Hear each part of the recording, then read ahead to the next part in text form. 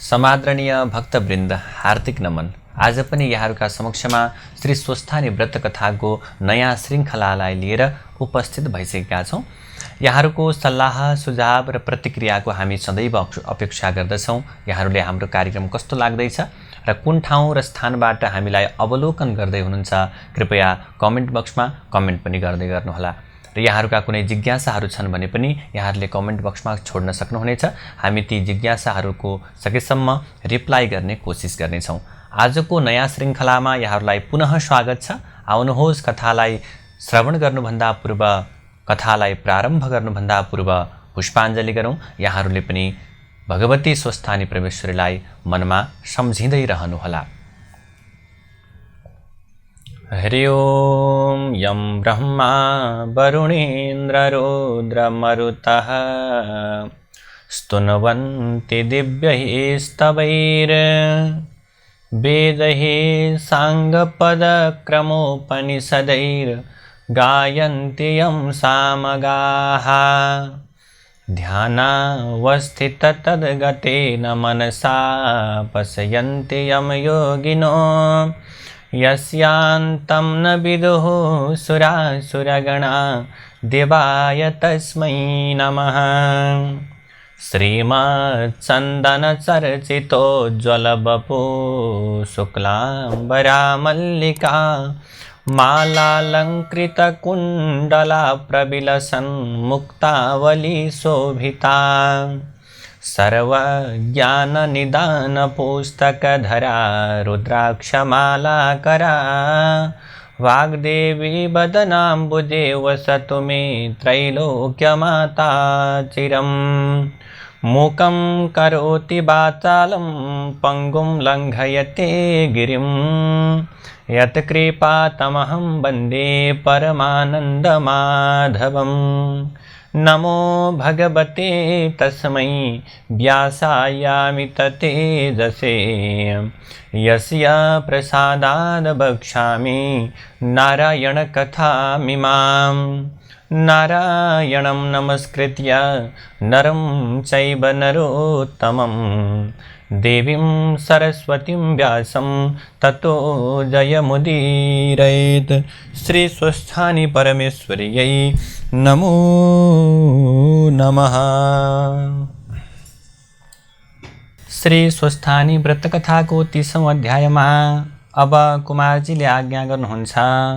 यस्तै प्रकारले अगस्त्य नामरेका मुनिले सोध्नुहुन्छ, हजुरका मुखारविन्दबाट हिजो मैले सुलोचनाको सकल वृत्तान्त भलीभाँति सुने प्रभु। उनी जन्मदैदेखि पुण्यात्मा थिइन् हुन सक्छ। उनको पहिलेका जन्महरूदेखि नै नारायणको तपस्या गर्दै आएकी हुँदै हुन्। पूर्वजुनीहरूको अभ्यासका संस्कारले नै यस जन्ममा पनि नारायणको तपस्यामा तल्लीन हुन सकेकी होलिन् प्रभु। किनकि ब्रह्माले शिवले झैँ यसै जन्ममा मात्रै लाभ हुने अस्थायी वर नारायणले दिनुहुन्न। उहाँले त तपस्या पुरा भइसकेपछि मात्रै काम पुराएर चिरस्थायी यस्ता प्रकारले अविनाशी मुक्तिको पद मात्रै वर दिनुहुन्छ। उहाँको तपस्यामा लागेको व्यक्तिले त त्यो तपस्या जन्म जन्मान्तरमा भए पनि पुरा गर्नै पर्छ, नगरीसम्म त्यो अधुरै रहन्छ। यसैले त्यो तपस्यालाई पुरा गराउनका लागि त्यस साधकलाई सांसारिक विषय वासनाबाट हटाएर त्यसलाई कुनै पनि कुरामा नअल्मल्याई विरक्त्याउनका निम्ति विष्णुले सुलोचनालाई जस्तै परिस्थिति पारिदिनुहुन्छ रे। पूर्वजन्मका तपस्याका अभ्यासको लर्को त्यो तपस्या नटुङ्गिएसम्म हरेक जन्ममा पछि लागिरहेको हुन्छ भन्ने कुरा शास्त्रहरूले पनि कहेका छन्। सुलोचनाले पनि यस्तै परिस्थिति हुँदो हो र यस जन्ममा पुरा गरिन् होली। यसमा के आश्चर्य छ र प्रभु भन्ने तर्क वितर्कले हिजो मलाई रातभरि पटक्कै निन्द्रा नै परेन। म अत्यन्त छटपटाइरहेँ। तसर्थ पूर्व जन्मको अथवा भनौँ धर्मको संस्कार पनि पटक्कै नरहेका, यस जन्ममा पनि उग्र अत्यन्त निन्द प्रकारका पापै पाप मात्र गरेका भयङ्कर पापी जन पनि उमेर ढल्केपछि बाँकी जीवनभर ती दुई प्रख्यात त्रिवेणी मध्ये कुनै एकमा रहेर नियमपूर्वक नित्य त्रिवेणी स्नान, मकर स्नान, स्वस्थानीको व्रत पूजा गर्ने जनहरू ती उसका त्यस्ता उग्र पापहरूबाट छुटेका छन् कि छैनन् प्रभु? छुटेका छन् भने त्यस्तो घोर पापबाट को छुटेका छन्, अन्त्यमा ती कस्ता भएका छन्, कहाँ कहाँको बास पाएका छन् प्रभु।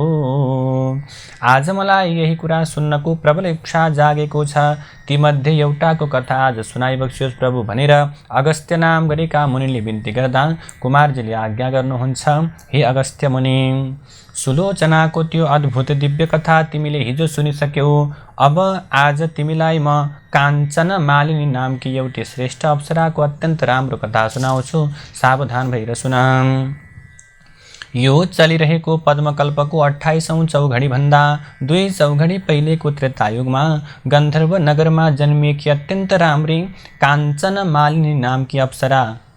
यस्ता प्रकारले सूर्य चन्द्र पृथ्वी यी तीनै मकर राशिमा रहेकोले कुम्भयोग परेको माघ महिनाको माघे औँसीका दिनमा प्रयागमा गङ्गा यमुना सरस्वती मिलेको सङ्गमस्थल त्रिवेणीमा सचैल मकर स्नान गरेर त्यत्तिकै चिसै लुगाले आकाशमा उडेर कैलाशमा गइरहेकी थिइन्। अत्यन्त तेजस्विनी, सुन जस्तो वर्ण भएकी, सुन्दर भएकी, पूर्ण चन्द्रमा जस्तो गहकिलो अनुहार भएकी, सुन्दर प्रकारकी, सुन्दर मसिनो धागो जस्तै तारले बुनेको सुन्दर साडी र चौबन्दी लगाएकी, यसरी के भएकी त्यति अत्यन्त राम्री उसलाई आकाशमा उडेर गइरहेकी देखेर तल हिमालयको कन्दरामा रहने पहाड जस्तै अग्लो कुरूप कुनै बुढो राक्षसले उनलाई देख्यो र उसले भन्यो, हे कमलका फूलको कोपिला जस्ता आँखा भएकी कल्याणी, तिमी को हौ? तिमी कहाँबाट आइरहेकी छौ? तिम्रा लुगा किन चिसै छन्? तिम्रो चुल्ठो किन भिजेकै छ? हे सुन्दरी, कहाँबाट आएकी हौ? तिमीमा यो उड्ने प्रकारको शक्ति कसरी प्राप्त भयो? अनि हे कल्याणी, कुन प्रकारको पुण्यले तिम्रो यो शरीर यति राम्रो भएको हो? यो यस्तो अत्यन्तै राम्रो मनोहर रूप कसरी भयो? हे सुलोचनी, राम्रा आँखा भएकी तिम्रो चिसो लुगाबाट मेरो टाउकोमा झरेको पानीको थोपाले हे बद्री सधैँ क्रूर रहने मेरो मन एकाएक आज कसरी शान्त भयो? यो जलको छिटाको यस्तो महिमा के हो? यो कुरा मलाई बेली विस्तार लगाएर वर्णन गर, किनकि मलाई तिमी अत्यन्त शीलवती लागिरहेकी छौ। यसै कारणले तिम्रो आकृति गुणहीन हुन सक्दैन। त्यस राक्षसको त्यस्तो प्रकारको कुरालाई सुनेपछि आफ्नो उडान रोकेर त्यो अप्सरा काञ्चन मालिनीले भन्न थाले, हे राक्षस सुन, म आफ्नो इच्छा अनुसार रूप धारण गर्न सक्ने काञ्चन मालिनी नाम गरेकी अप्सरा हुँ। अहिले म प्रयागबाट आइरहेकी छु। मैले प्रयागमा गङ्गा यमुना सरस्वतीको सङ्गममा नुहाएकी छु। यसै उसले मेरो केश र वस्त्र भिजेकै छ। हे राक्षस, म यतिखेर पर्वतहरूमा अत्यन्त उत्तम कैलाश नाम गरेको पर्वततर्फ गइरहेकी छु। वहाँ सुर असुर अर्थात् देव दानवले भक्तिपूर्वक पूजा गरिने पार्वतीका पति महादेव हुनुहुन्छ। हे राक्षस, प्रयागको त्रिवेणीको जलको प्रभावले तेरो दुष्टता हटेको हो। जुन गङ्गा यमुना सरस्वतीको सङ्गमस्थल प्रयागको त्रिवेणीमा धेरै वर्ष मकर स्नान गरेको पुण्यको प्रभावले म यतिखेर सुमेधा नामकी गन्धर्वकी अत्यन्त सुन्दरी छोरी भएकी छु। अब म त्यो कुरा तिमीलाई सबै बेली विस्तार लगाएर कहन्छु, ध्यानपूर्वक सुन। यस पद्मकल्पको 26औं चौघडीको त्रेतायुगमा म अजनाव देश अर्थात् अचेलको भारतवर्षमा रहेको कलिङ्ग देशको कलिङ्गाधिपति राजाकी परी जस्तै सुन्दरी रखौटी यवनीबाट जन्मेकी हुनाले रूप र सुन्दरताले शोभिएकी अनि आफ्ना सुन्दरताका मदले घमण्डिएकी परम सुन्दरी नामकी म के थिएँ? महिला थिएँ। मेरो कर्म खराब थियो। त्यस कलिङ्ग नगरमा त्यतिखेर म अरू समस्त सुन्दरीहरूको शिरोमणि अर्थात् अग्रणी थिएँ। हे राक्षस, त्यसै जन्ममा मैले आफ्नो त्यो प्रकारको सुन्दरता अथवा भनौँ त्यो प्रकारको कर्मलाई के गरेँ? आनन्दसँग भोग्दै गएँ, अथवा मैले मेरो जीवनलाई इच्छाअनुसार सारा भोगहरू भोग्दै गएँ। मैले आफ्नो यौवनको त्यो प्रभावले त्यहाँ के गर्न थालेँ? खराब प्रकारको कर्म गरेँ। अत्यन्त धनहरू, अत्यन्त रत्नहरू, नाना प्रकारका गहनाहरू, प्रशस्त प्रकारका रङ्गबिरङ्गका लुगाहरू, सुन्दर सुन्दर प्रकारका धेरै रत्नहरू जुटाएकी थिएँ। हे राक्षस, त्यतिखेर म आफ्नो घरमा कति सुन र कति रत्न छ यसै भन्न सक्दैनथेँ, किनकि मैले त्यसरी त्यहाँ धेरैलाई प्रभावित गरेर धेरै धन सम्पत्ति लुटेकी थिएँ। ए प्रभु, यसरी दिनहरू बित्दै जाँदा परन्तु जब मेरो उमेर बिस्तारै बित्दै गयो, मलाई वृद्धपनले छुँदै गयो, तब मेरो भएको धन सम्पत्ति पनि सकिँदै गयो। अनि त्यस पछाडि गएर म पनि बिस्तारै वृद्ध हुँदै गएँ। मैले उमेर छँदा न सत्पात्रमा दान दिएँ, न मैले कुनै यज्ञ आदि हवन गरेँ गराएँ, न मैले कुनै मन्त्रको प्रयोग गरेँ अथवा मन्त्रको अनुष्ठान नै गरेँ, न त मैले कुनै व्रत नै नियमपूर्वक गरेँ, न त मैले धर्म अर्थ काम मोक्ष दिने भगवानको आराधना नै गरेँ, न त मैले दुर्गति नाश गर्ने दुर्गा देवीको पूजा नै गरेँ। यो तुच्छ 2 दिने संसारमा झिलिमिली देखेर नारकीय सुख भोगको उपभोग गर्ने प्रबल इच्छाले गर्दा मैले सबै पाप हर्ने भगवान विष्णुको पनि कहिल्यै स्मरण गरिन, कहिल्यै भगवानलाई सम्झिन। न त भगवानको नाम जपे, न त ब्राह्मणहरूलाई असल असल भोजन र प्रशस्त दक्षिणाले तृप्त नै सन्तुष्ट नै पारे, न कुनै प्राणीको कल्याण हुने कार्य नै गरेँ। त्यतिखेर त्यो उमेरमा मैले खराब प्रकारको कर्म गरेँ। हे भद्र राक्षस, मैले त्यसै गरी धेरै पाप गरेर अन्त्यमा गालाका छालाहरू पनि चाउरिन थाले, अनि त्यो पाप कर्मले मलाई मनमा नै भतभती पोल्न थाल्यो। तब म असाध्यै पिरिएर अत्यन्त चिन्ताग्रस्त भएर कुनै विद्वान ब्राह्मणका शरणमा गएँ। ती ब्राह्मण देवता गुरुकुलमा बसेर आश्रमको नियम पालना गरेर घन जटा सार स्वर सहित पढ्नुपर्ने ऋग्वेद, यजुर्वेद, सामवेद, अथर्ववेद यी 4 प्रकारका वेदका अनि 6 वेदाङ्ग शास्त्र अर्थात् पढ्दा अनुशासन सिकाउने शिक्षाशास्त्र, वेदको उच्चारण गर्न सिकाउने कल्पशास्त्र, वेदका शब्दलाई सिद्ध गर्न सिकाउने व्याकरणशास्त्र, ग्रहहरूको गतिविधि सिकाउने ज्योतिषशास्त्र, वेदका शब्दको अर्थ बताउने निरुक्तशास्त्र, वेदको लय सिकाउने छन्दशास्त्र अनि 6 दर्शनशास्त्र अर्थात् ठिक बेठिक निर्णय गर्न सिकाउने न्याय दर्शन, आत्माबारे बोध गराउने वेदान्त दर्शन, प्रकृति पुरुषबारे विवेचना गर्ने सांख्य दर्शन, कार्यलाई देखेर कारण पत्ता लगाउन सिकाउने वैशेषिक दर्शन, वेदविहित कर्म नै धर्म हो भनेर सिद्ध गर्न सिकाउने पूर्वमीमांसा दर्शन, ब्रह्म नै ईश्वर हो भनी प्रतिपादन गर्न सक्ने उत्तर मीमांसा दर्शन अनि त्यस्तै प्रकारका यी 6 दर्शन र चित्तवृत्तिलाई रोकेर चित्तलाई एउटै वस्तुमा अड्याइ राख्न सिकाउने योग दर्शनका 8 अङ्ग अर्थात् इन्द्रियका पछि मन नदौडाउनु नै यम, पवित्रतापूर्वक दैनिक सदाचारमा रहनु नै नियम, पद्मासन आदिमा बस्न सिक्नु नै आसन, श्वास प्रश्वासको क्रिया गर्न सिक्नु नै प्राणायाम अनि इन्द्रियका वेगलाई रोक्न सिकाउनु नै प्रत्याहार, सूर्यको तेजमा मात्रै मनको एकाग्रता हुनु नै ध्यान, सुनेको कुरालाई यथार्थ बुझ्नु नै धारणा, प्राणलाई ब्रह्माण्डमा पुर्याएर उही राखी भएको अविचल स्थिति नै समाधि, यी विद्याका ज्ञाता अर्थात् समस्त प्रकारले जान्ने, गाउँ बस्तीका विद्यालय, महाविद्यालय, विश्वविद्यालयहरूमा पढाइने व्यवहारिक 14 विद्या र 64 कला विद्यामा पारङ्गत अनि लघु सिद्धान्तका अथवा भनौँ लघु सिद्धान्त कौमुदीको साह्रै उपयोगी राम्रो प्रकारको अर्थ लेखिदिएर संस्कृत पढ्न प्रारम्भ गरेका छात्रहरू र त्यो पढाउन गुरुहरूका श्रद्धापात्र भएका अथवा भनौँ विद्यार्थीहरूका पनि प्रिय, गुरुहरूका पनि प्रिय, त्यस्तै गरी अष्टसिद्धिका ज्ञाता अर्थात् हात्तीलाई भुसुनो बनाउने अणिमा सिद्धि, भुसुनोलाई पनि हात्ती बनाउने महिमा सिद्धि, मुसोलाई हात्ती जस्तै गरौँ बनाउने सिद्धि, हात्तीलाई मुसो जस्तै हलुङ्गो बनाउने लघिमा सिद्धि, नपाइने वस्तु पनि पाउन सक्ने प्राप्ति सिद्धि, थोरैलाई धेरै बनाउने प्राकाम्य सिद्धि, स्वयं शासक बन्न सक्ने ईशिता सिद्धि र कसैलाई पनि बसमा गराउन सक्ने वशिता सिद्धिकन साधनाद्वारा साधेका अत्यन्त सिद्ध अनि मन्त्रले फुकेको पानी आँखामा छ्यापिदिएर रत्नाकर कहिने समुद्रभित्र रहेको महापद्म, पद्म, शङ्ख, मकर, कक्षप, मुकुन्द, कुन्द, नील, खर्ब नामका नवविधि अर्थात् सम्पत्तिका भण्डार देखाइदिने तथा अत्यन्त शान्त स्वभावका, अत्यन्तै शान्तिप्रिय, अत्यन्तै सरल, अत्यन्तै सुशील एवं चित्तको स्थिरता, सम, इन्द्रियहरूको निरोध, दम, सत्यता नै तप, शुद्धता, शौच, क्षमापन, शान्ति, मोहरहितता, आर्जव, बोधता, ज्ञान, विशेष वृद्धि, विज्ञान, ईश्वरमा अटल विश्वास गर्न सिकाउने आस्तिक्य, कृपापन, दया, सहृदयतापन, दाक्षिण्य यी गुण भएका तथा अत्यन्त सन्तोषीहरूको उन्नति देखेर रमाउने, कसैलाई पनि उसको कल्याण हुने कुरा मात्र भन्ने, मान अपमानमा समान रहने, मानिसले आकाशमा उड्न सिक्यो, पानीमा गुड्न सिक्यो, भुइँमा के गर्यो भन्दाखेरिमा पानीमा तैरिन सिक्यो, भुइँमा गुड्न सिक्यो, तर मानिसको परस्परमा कस्तो सद्व्यवहार हुनुपर्छ भन्ने कुरा सिक्न सकिन भनेर अत्यन्त पीडा लिइरहने।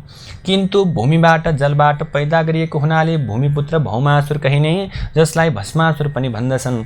त्यस्तो जसले आफ्नै आमा पृथ्वीलाई खोक्र्याएर उसको सन्तुलन बिगारेर परिणाममा विध्वंसरूपी प्रलय गराउँछ, जसको चहलपहलले केही दिनको क्षणिक सुख दिलाए पनि समस्त जनताको शान्ति, हित र आनन्द हर्दछ।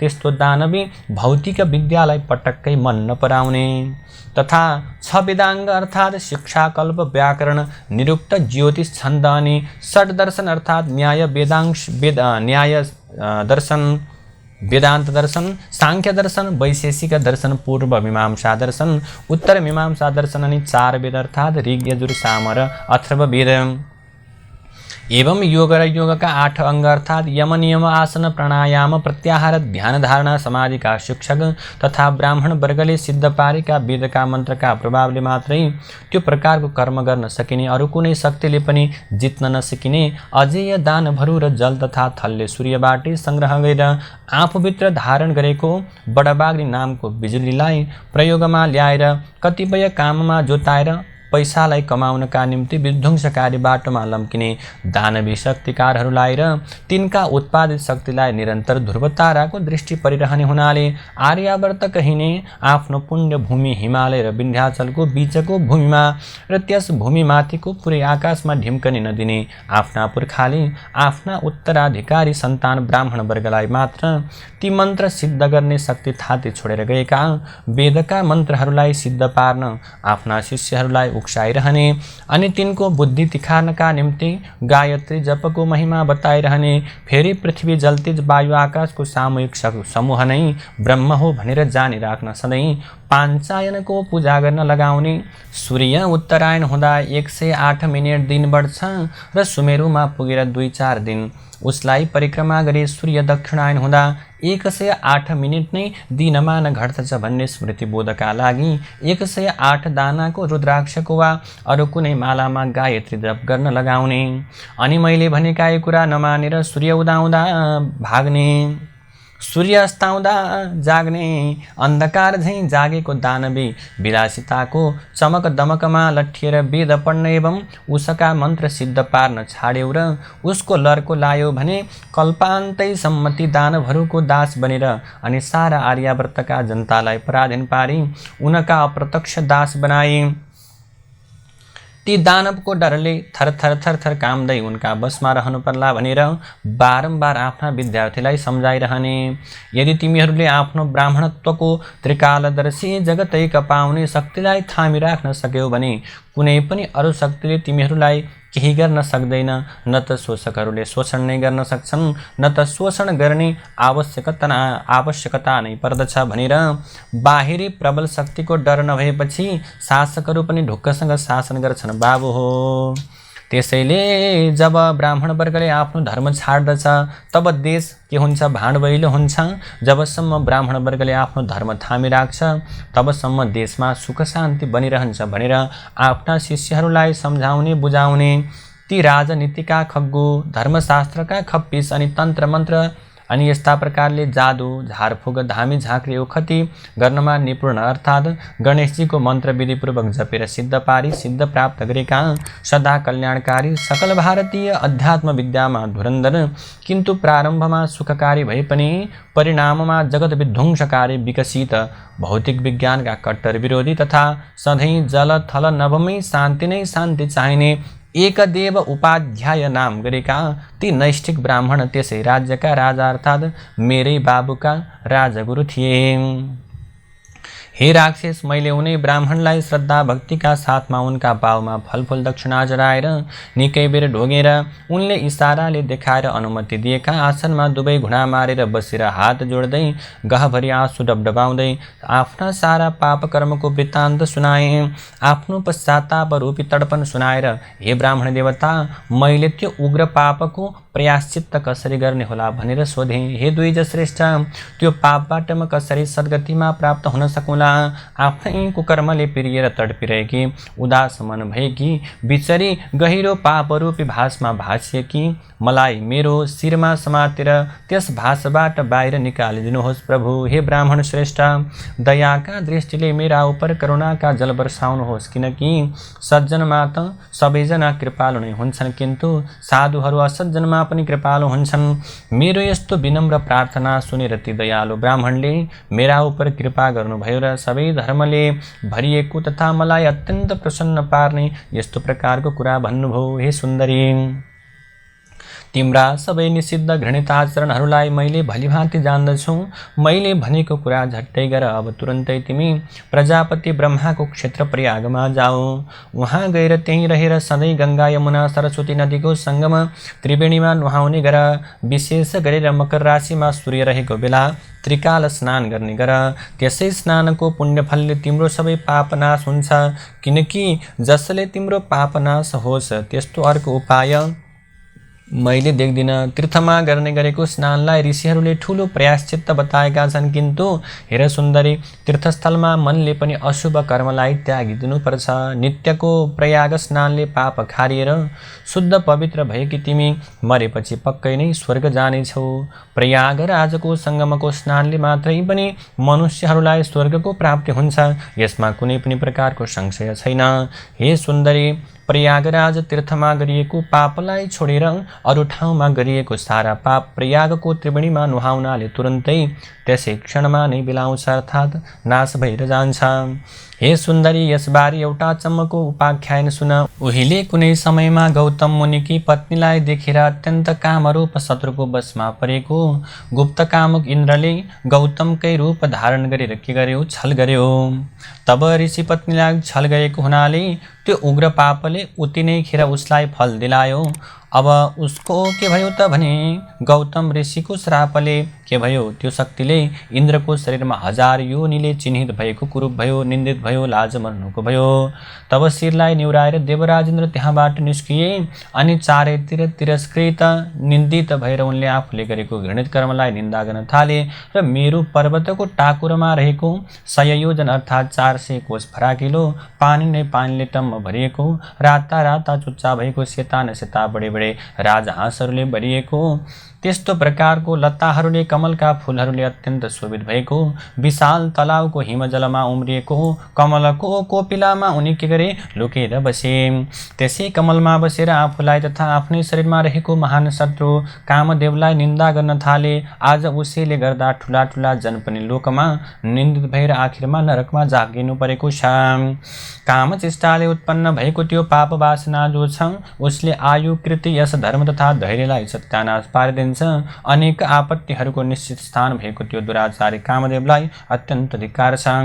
आफ्नै देहमा रहेको कहिल्यै बसमा नरहने, कहिल्यै सन्तुष्ट पनि नहुने, कहिल्यै नअघाउने, अति असन्तोषी, अत्यन्त असन्तोषले युक्त भएको प्राणी मात्रको विकट शत्रु कामदेवलाई धिक्कार छ। हे सुन्दरी, यस्ता प्रकारले कमलरूपी सदन यानी घरमा लुकेर बसेका इन्द्रले सोचिरहेका बेलामा उता स्वर्गमा इन्द्र नभएर स्वर्गको शोभा नै रहेन र त्यसपछि गन्धर्व र लोकपाल किन्नरहरू सहित देवताहरू सच्ची इन्द्राणीका साथमा आएर सबैले देवगुरु बृहस्पतिलाई सोद्धछन्, हे गुरुवर, हे भगवान, हामीहरू देवताका राजा इन्द्रका बारेमा पटक्कै केही पनि जान्दैनौँ।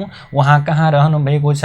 कहाँ जानुभयो? अब हामीहरू आफ्ना राजालाई कहाँ खोजौँ? जसरी घरमा सुपुत्र नभए धनधान्य र गुणैगुणले भरिएको पनि कुलको शोभा हुँदैन, त्यसै गरी देवता गणका साथमा इन्द्र नभइकन स्वर्ग शोभिएको छैन। हे गुरु, जे गर्दा पनि स्वर्गलोकको शोभा बढ्छ।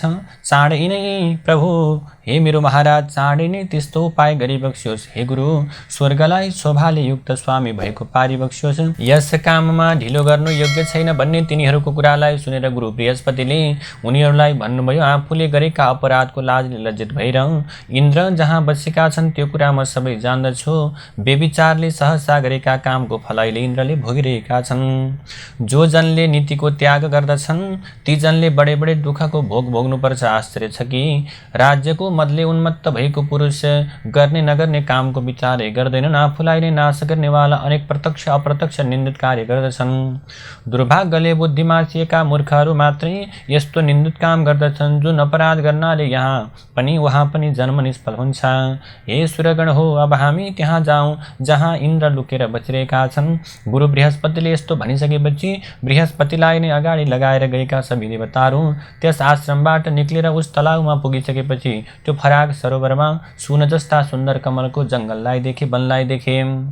अनि डिलमा उभिएर जस्तो प्रार्थना गर्दा इन्द्रलाई विश्वास पर्दछ, त्यस्तै प्रकारले प्रार्थना गर्न थाले, बिन्ती गर्न थाले। जब गुरुको बुझाइले इन्द्र कमल कोशबाट बाहिर निक्ले, त्यतिखेर उनको मुख निन्याउरो मलिन थियो, शरीर विरूप थियो। लाजका प्रभावले उनका आँखा निहुरेका थिए। अनि इन्द्रले ती आफूभन्दा जेठा गुरुको दुवै पाउ पक्रेर, हे गुरु, मलाई रक्षा गर्नुहोस्, यस पापको नाश गर्नका निम्ति यस पापबाट पार लाउने उपाय बताइबक्सियोस् प्रभु भनेर बिन्ती गरे। तब देवराज इन्द्रको यस्तो प्रकारको विनम्र वचनलाई सुनेर गुरु ब्राह्मण बृहस्पतिले भन्नुभयो, हे देवेन्द्र, यस पापको नाश हुने उपाय म बताउँछु, सुन। यदि प्रयागमा गएर गङ्गा यमुना सरस्वतीको सङ्गमस्थल त्रिवेणीमा तिमीले 108 डुबुल्की मारेको गरेर माघे औँसीका दिनमा नुहायो भने मात्रै पनि त्यसै क्षणमा तुरन्त यस पापबाट तिमी छुट्नेछौ। हिँड इन्द्र, तिम्रा साथैमा हामी पनि वहाँ जाउँ भनेर आफ्ना गुरुको आज्ञा सुनिसकेपछि आफ्ना गुरु र आएका देवतागणहरूका साथमा इन्द्र आकाश मार्गले माघे औँसीका दिन प्रयागमा पुगे। अनि गङ्गा यमुना सरस्वतीको सङ्गमस्थल त्रिवेणीमा 108 डुबुल्की लगाएर नुहाए। तब तुरुन्तै उनी आफ्ना पापहरूबाट मुक्त भए, अर्थात् छुटे। अनि अत्यन्त प्रसन्न भएका देवगुरुले उनलाई वर दिनुभयो, हे निष्पाप इन्द्र, प्रयागमा कुम्भ स्नान मात्र गर्नाले तिम्रो पाप नाश भयो। हे इन्द्र, अब सबै पाप नाशिएका तिमी 1000 योनिका बदला मेरो कृपाले अहिले तिम्रा 1000वटा दिव्य दृष्टि होउन् भनेर वरदान दिनुभयो। त्यति नै खेर ब्राह्मणका वरले सचिपति इन्द्र पनि जसरी मानसरोवर हजारौं कमलले शोभिएको छ, त्यसै गरी अरूले नदेखिने दिव्य 1000 आँखाले शोभिए। त्यसपछि सबै देवताहरूले र ऋषिहरूले पूजिएका तथा गन्धर्वहरूले बिन्ती गरिएका छँदा ती इन्द्र आफ्नो अमरावती नगरीमा गए। हे सुन्दरी, त्यस्ता प्रकारले प्रयागको त्रिवेणीमा माघी औँसीमा नुहाउनाले त्यस्तो पापी इन्द्र तुरुन्तै पाप सकाप भए। त्यसै कारणले हे कल्याणी, आफ्नो त्यो उग्र पाप नाश गर्न चाहने तिमीले अब तुरुन्तै आफ्नो समस्त पापको विनाश गर्नका लागि तथा अचल स्वर्ग अथवा कैलाशवास प्राप्तिका लागि त्यो देवताहरूले पनि सेवा गरिएको प्रयागको त्रिवेणीको सङ्गममा जाऊ।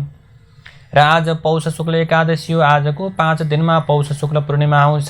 त्यसै दिनदेखि नै प्रातकाल सकेर हात गोडाका नङ काटी त्रिवेणीमा नुहाई धुवाई गरेर शुद्ध पवित्र भएर हविष्य वस्तु मात्र दिनहुँ एक छाक खाएर त्यहाँका तीर्थ पुरोहितलाई सोधेर उनले भनेवा गराए बमोजिम नियमपूर्वक त्रिवेणीमा त्रिकाल स्नान गरेर सौभाग्य दिने, सौभाग्य बढाउने, पाप सकाप गराउने, स्वर्गवास दिलाउने स्वस्थानी देवीको व्रत बसेर माघ शुक्ल पूर्णिमाका दिन देवीको उद्यापन पूजा सक्ने गरी उसै बीचमा नै मकर राशिमा सूर्य सरेको दिन परे माघे सङ्क्रान्तिदेखि फागुन सङ्क्रान्ति नलागेसम्मका दिनहरूमा त्रिवेणीमा माघ स्नान अर्थात् मकर स्नान श्रद्धा भक्तिपूर्वक ओम नमो भगवते वासुदेवाय यो मन्त्र जप्दै गर्ने गरत स्वस्थानी देवीको कृपाले र प्रयागको त्रिवेणीमा माघभरि मकर स्नान गरेको पुण्यको प्रभावले तिम्रा सारा पापहरू नाश हुनेछ र निष्पाप भएकी तिमीले अन्त्यमा सदाका लागि कैलाशवास वा स्वर्गवास पाउनेछौ भन्ने वचन बोले।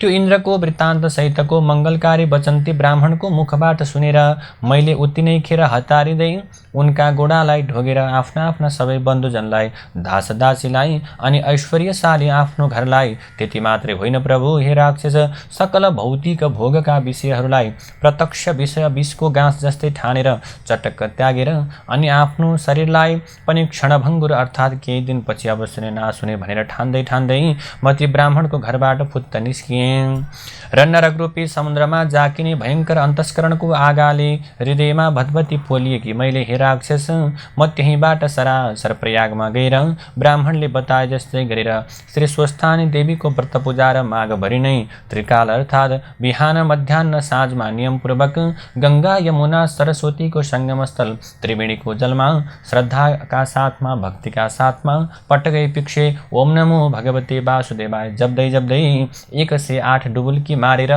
मकर स्नान गर्ने गरे। त्यसैले हे वृद्ध राक्षस, त्यस त्रिवेणीमा गरेको मकर स्नानको महिमा सुन। 3 दिन त्यहाँ लगालग मकर स्नान गरेपछि मेरो समस्त पाप नाश भयो। बाँकी 27 दिनको माघ स्नानले मलाई जो पुण्यको प्राप्त भयो त्यो पुण्यले मलाई देव योनिमा जन्मायो। यतिखेर म देवी पार्वतीकी अत्यन्त प्यारी सङ्गिनी भएर कैलाशमा रमाउँदै बसिरहेकी छु। त्यसै प्रयागको मकर स्नानको प्रभावले नै मलाई यस्तो यो पूर्व जन्मको जाति स्मरण ज्ञान, इच्छाअनुसारको रूप बदल्न सक्ने शक्ति, यो खेचरी यानी आकाशमा उड्ने र उही नै अडिन सक्ने गति, राजगुरुमा भएको विविध विद्याको ज्ञान र यो कैलाशको वास प्राप्त भएको हो। त्यसैले प्रयागको मकर स्नानको महिमा सम्झेर प्रत्येक माघमा प्रयागमा मकर स्नान गर्न म प्रयाग जाने गरेकी छु। अब कैलाश पुगेर पार्वतीका साथमा श्री स्वस्थानी देवीको मैले पूजा गर्छु।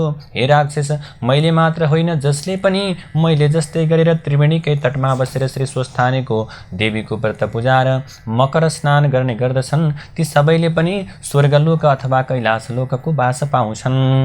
यति आफ्नो पूर्वचरित्रको वृत्तान्त बखानेर फेरि काञ्चन मालिनीले, हे राक्षस, आश्चर्यचकित भएका तिमीले मलाई जे सोध्यौ त्यो मैले तिम्रो प्रसन्नताका लागि आफ्ना घटेका सबै घटना सुनाएँ। अब तिमी पनि मेरो प्रसन्नताका लागि आफ्नो पूर्वचरित्र बताऊ भन्दा कुन कर्मले आएर तिमी यस्तो विरूप र अत्यन्त डरलाग्दो भएर जन्मिएका छौ। दारी जुङ्गा बढाएर बडा बडा दारा भएका मान्छेको मांसलाई भक्षण खाने गर्ने भएर यो पहाडको गुफामा किन बसिरहेका छौ भनेर सोद्धाखेरिमा तब त्यो राक्षसले भन्दछ, हे सज्जन जन प्रिय वस्तु दिन्छन् र गुह्य कुरो पनि लिन्छन्, प्रेमपूर्वक बोल्छन् र सोध्छन् पनि। हे भद्रे, हे कल्याणी, पराईको कल्याण गर्नेवाली, ती सबै कुरामा तिमीमा रहेका छन्। हे वामलोचनी सुन्दरी, तिमीले मलाई निश्चय नै कृपा गर्यौ, यो कुरा सुने मैले अवश्य मान्दछु। हे भद्रे, हे कल्याणकारिणी, मेरो यो क्रूर कर्मको निवारण तिमीबाट नै हुनेछ भन्ने मैले विश्वास लिएको छु। यसै कारण मैले जो स्वयं पाप गरेको छु अब त्यो सबै तिमीलाई सुनाउँछु। सज्जनलाई दुःख निवेदन गरेपछि तब सबै सुखी हुन्छन्। हे सुन्दरी, अब मेरो वृत्तान्त सुन। पहिलेको जन्ममा म काशीमा वेदका धेरै ऋचाहरू जान्ने, वेद विद्यामा पारङ्गत श्रेष्ठ ब्राह्मण थिएँ। ठुलो निर्मल कुलमा मेरो जन्म भएको थियो। हे सुन्दरी, त्यतिखेर मैले दुराचारी राजाहरूले, शूद्रहरूले अनि वैश्यहरूले गरेका डरलाग्दा निन्दित दानका वस्तुहरू पनि काशीमा बसेर दान लिएँ। प्रायः गरेर धेरैपल्ट धेरै नै निषेध गरिएका घृणित दान पनि लिए अनि चाण्डालहरूले गरेको कुत्सित दान पनि मैले लिनका निम्ति पछि सरिन लिएँ। यहाँसम्म कि किसानहरूले बजारमा किन्नै पर्ने तर पसलेले 100 मा किनेको वस्तुलाई करैकरको भारी बोकाएर 300 मा किसानलाई बेच्ने, अनि किसानले उब्जाएको खाद्यान्न अथवा खाद्य वस्तु किन्दा चाहिँ सुक्थी घट्ती अथवा भनौँ नगर प्रवेश गरेर कर घटाएर 100 को उसको सामानलाई 60 मा किनेर समस्त किसानलाई के गर्ने, अत्यन्त शोषण गरेर उत्तम खेती मध्यम व्यापार अधम चाकरी भन्ने बृहस्पतिको नीतिलाई पर्लक्क पल्टाई उत्तम चाकरी मध्यम व्यापार अधम खेती बनाउने शुक्राचार्यको नीतिलाई अँगालेर किसानहरूलाई प्रभु अत्यन्त आपद विपद गराउने अथवा उनीहरूलाई अत्यन्त दुःख दिने अनि साधु सज्जनहरूलाई सताउने तत्कालीन अत्यन्त खराब प्रकारको कर्म, अत्यन्त खराब सरकारको पार्टी शासकले धाक देखाउन गरिएको त्यो किसान सोचिएको पापले मुछिएको द्रव्य दान लिन पनि पछि परेन र दान लिएर पनि फुर्किन छाडिन तथा अरू पनि लोभले धेरै प्रकारका अनेक प्रकारका पापहरू मैले गरेँ। त्यसैले प्रभु, जहाँ मैले जो नगरेको पाप कर्म छ त्यो छैन होला। हे सुन्दरी, मैले त्यस पुण्य क्षेत्रमा गरेका अरू पाप कर्म पनि सुन। त्यस अभिमुक्त वाराणसी अर्थात् वरुणा र असी नदीको बीचको क्षेत्रमा गरिएको एक रत्ती पनि जो पाप छ त्यो पाप त मेरो पर्वत समान ठुलो हुन्छ। मैले उस जन्ममा कति पनि धर्मको सञ्चय गरिन। हे सुन्दरी, तब त्यसरी त्यहाँ धेरै समय बितेपछि म उही नै मरेँ। अभिमुक्त वाराणसीको प्रभावले म नरकमा गइन। अभिमुक्त क्षेत्रमा मरेको कोही पनि पापी नरकमा जाँदैन, किन्तु अभिमुक्त क्षेत्रमा गरिएको कुनै पनि पाप वज्र समान दृढ रही ननासिने हुन्छ। त्यसै वज्रले पापको प्रभावले हिमालय पर्वतमा भयानक अतिशय दुष्ट पापी राक्षस भएर मेरो जन्म भएको हो। योभन्दा पहिले 2 पल्ट गिद्ध, 3 पल्ट बाघ, 2 पल्ट सर्प, 1 पल्ट लाटोको शिरो भएर जन्मिएको थिएँ। त्यसपछि 9औं पल्ट सुँगुर पनि भएँ। हे भामिनी, हे सुन्दरी, मेरो यो राक्षसको जन्म 10औं जन्म हो। नाना प्रकारका योनिमा जन्मदा जन्मदै मेरा हजारौं वर्ष बितिसके। हे भद्रे, हे कल्याणकारिणी, यो दुःख समुद्रबाट मेरो उद्धार हुने कुनै उपाय छैन कि छ?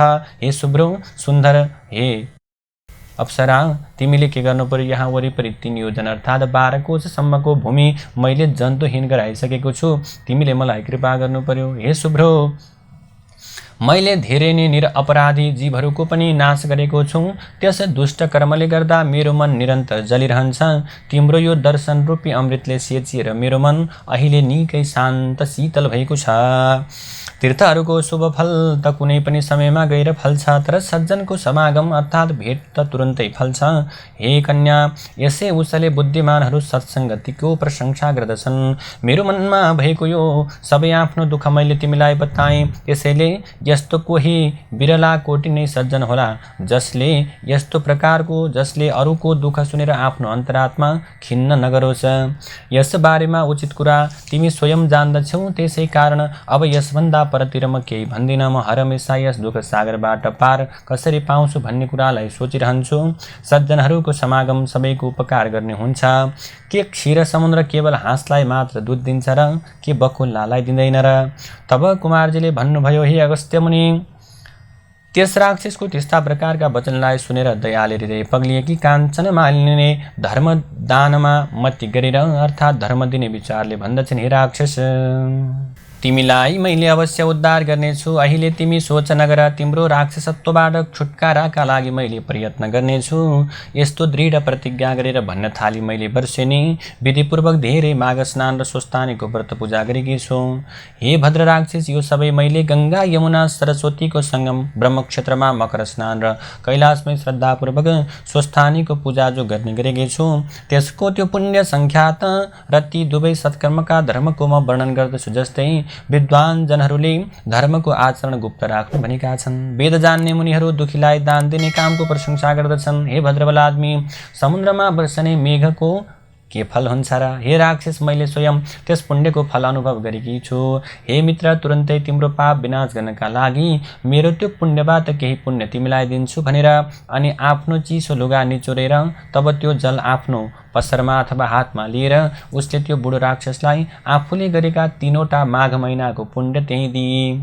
हे अगस्त्य मुनि, स्वस्थानीको पुण्य मिसिएको त्यसको त्यो माघ स्नानको धर्मबाट पैदा भएको त्यस पुण्यको प्रभाव सुन।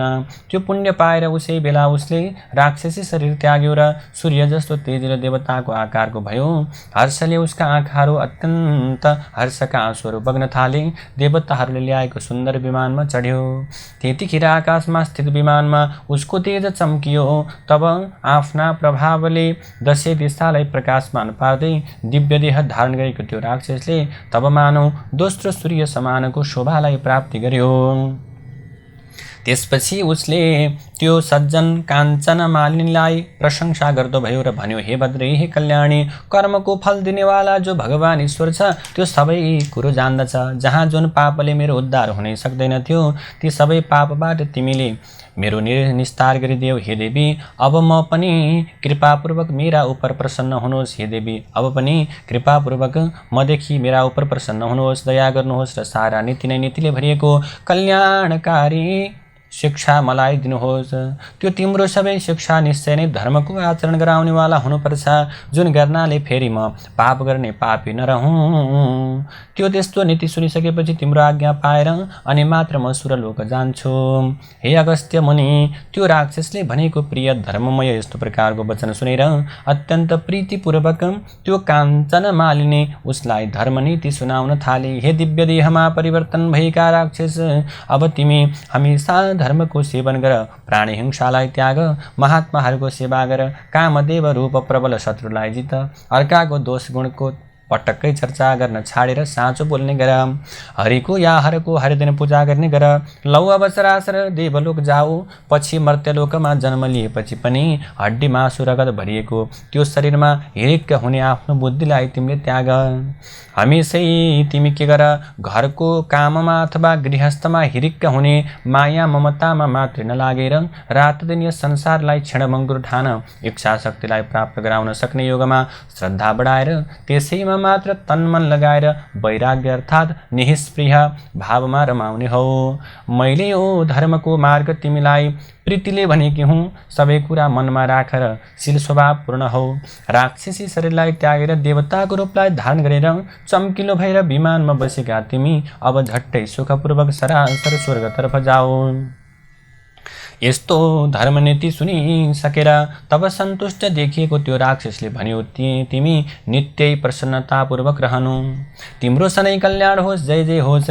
हे वरवर्णिनी सुन्दरी, चन्द्र सूर्य रहेसम्म तिमी कैलाशमा नै महादेव शिवका नजिक रमाइरहनु अनि पार्वतीजीका साथमा तिम्रो सदा अटुट प्रेम रहोस्। हे माता, हजुर सदा धर्ममा श्रद्धावाली, तपस्यामा निष्ठावाली हुनुहोस्। शरीरमा लोभ र ममत्व तिम्रो नरहोस्। दुखीहरूको दुःखलाई सधैँ हेर्ने विचार्ने गरी बक्सियोस्। यति भनेर अनि ती सज्जन काञ्चन मालिनीलाई ढोगेर त्यतिखेर देवता जस्ता भएको त्यो राक्षस धेरै गन्धर्वहरूले बिन्ती गरिँदै सरासर स्वर्गतर्फ जाँदो भयो।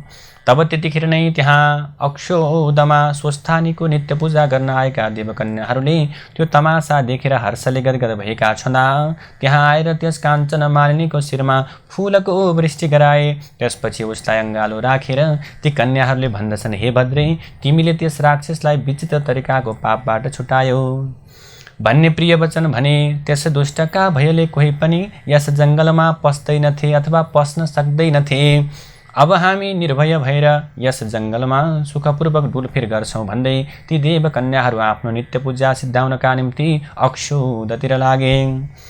यसैले हे अगस्त्य मुनि, तिनीहरूको त्यस्तो कुरालाई सुनेर काञ्चन मालिनी अत्यन्त खुसी भई तब त्यो सती काञ्चन मालिनी उसै दानले कृतार्थ हुँदै भई र स्वस्थानीको नित्य पूजा गर्नका लागि कैलाशतिर उडी।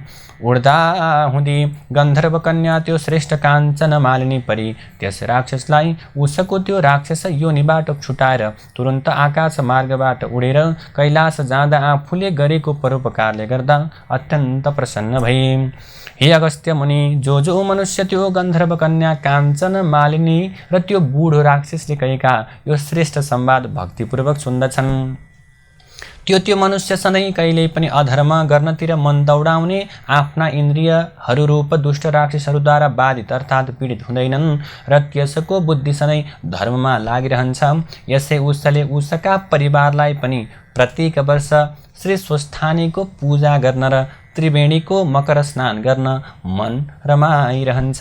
जय जय श्री स्कन्द पुराणे केदारखण्डे माघ महात्म्ये कुमारागस्त्य संवादे श्री स्वस्थानी परमेश्वर्या व्रतकथायां काञ्चन मालिनी कैलास गमनं नाम 30 नारायण हरि हरि। कथालाई श्रवण गरिसकेपछि आउनुहोस् पुनः पुष्पाञ्जलि गरौँ। उपनयतु मङ्गलं वः सकल जगन मङ्गलालयः श्रीमान् दिनकर किरण निबोधिता नवनलिन दलनिभेक्षणः कृष्णः। काले वर्षतो पर्जन्यः पृथिवी सस्यशालिनी देशोऽयं क्षोभरहितो ब्राह्मणाः सन्तु निर्भयाः। अपुत्राः पुत्रिणः सन्तु पुत्रिणः सन्तु पौत्रिणः निर्धनाः सधनाः सन्तु जीवन्तु शरदां शतं।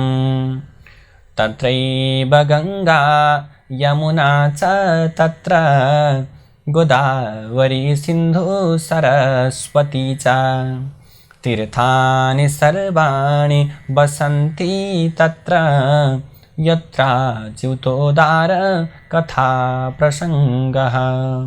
या कुन्देन्दुतुषारहारधवला या शुभ्रवस्त्रावृता या वीणाम्बरदण्डमण्डितकरा या श्वेतपद्मासना या ब्रह्माच्युतशङ्करप्रभृतिभिर्देवैः सदा वन्दिता सा मां पातु सरस्वती भगवती निःशेषजाड्यापहा कायेन वाचा मनसेन्द्रियैर्वा बुद्ध्यात्मना वा प्रकृतिस्वभावात् करोमि यद्यत् सकलं परस्मै नारायणायेति समर्पयेतत्।